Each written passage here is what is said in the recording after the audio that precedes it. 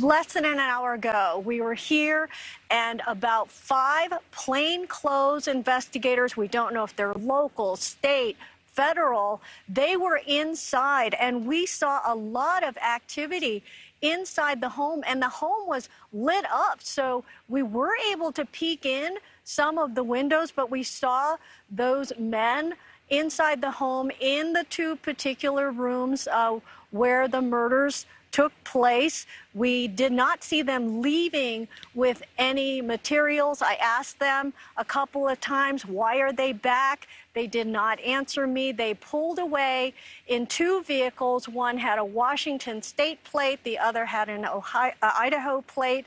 But that is all we can tell you. But we did see a lot of activity. This house was lit up for nearly an hour. They were inside. We don't know why. Nothing seemed to be removed. But as you know, Ashley, yesterday, a lot of the kids' belongings were removed by Moscow police to be returned to their families. So I'm just watching these guys as they're walking by you. Were you asking them questions, and were they effectively just ignoring you? Did they say hello? Did they say anything at all? Not a peep. And I asked them specifically, why are you here tonight? Why are you here tonight?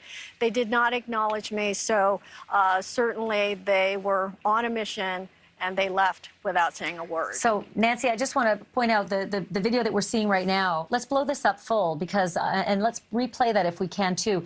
This is the investigators walking out of the kitchen area into a hallway and then walking towards the living room. So there they are. It looks like they're emerging from the kitchen area, walking towards the front of the house. That grassy sign that's on the wall right there, that's the Good Vibes sign. There's actually 2 of those signs in the house. It's very confusing.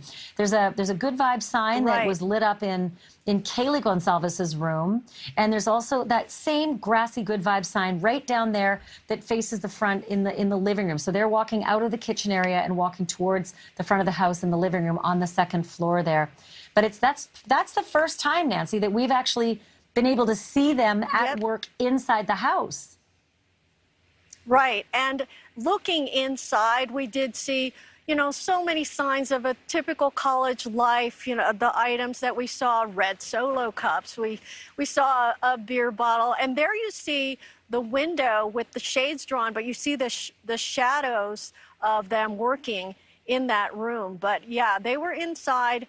They seemed to be targeted in where they were going and what they were doing, and then they left without a word, even though I tried to get some comments out of them. Yeah, it's curious about the kitchen, because we're still trying to get confirmation as to whether, you know, the killer entered through that back kitchen sliding door. But, you know, listen, on a crime scene, they're going to look at every inch of that house.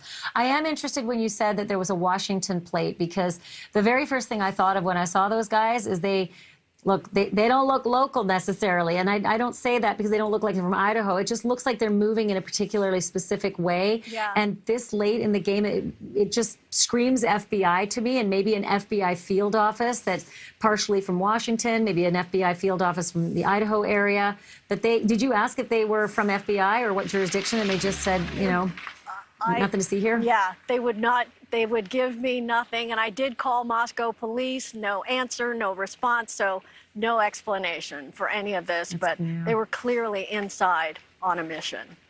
I mean, 25 days of processing a crime scene, to me, it's something I haven't really seen, unless it's, you know, a massive school shooting. That could take 25 days because there's just so many victims and so much territory and so many markings. This one is a really unusual complexity. I can only think it's because there's just so many samples in that house over the years and over the times that the kids have been there that they just, I'm still shocked they only have 113 pieces of evidence. Nancy, thank you for getting that video and for being the eagle eye and spotting that. Really do appreciate it. Thanks so much. And we should point out that a lot of the forensic evidence went to the state lab, and that is still being tested. You know, the blood is the blood mixed DNA, is the killer's DNA being tested. So there's a lot of information and evidence that's being tested now. And the Moscow Police Department kept stressing that, you know, we're not releasing a lot of information because we're protecting the integrity of the investigation, a term we keep hearing. So a lot of Understandable. evidence still being processed and tested. We honestly don't know if that killer cut himself and has mixed DNA in that blood. But you can't do that much activity and not shed a skin cell or a hair or a fiber off your sweater or your jacket or your hat. It's next to impossible. It's just how many other people have walked through that house through the Right. through the ages, honestly.